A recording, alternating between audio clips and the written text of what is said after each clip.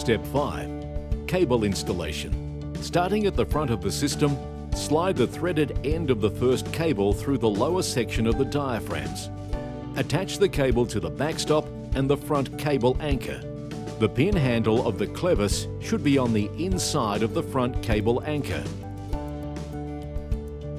Repeat this process for the second cable.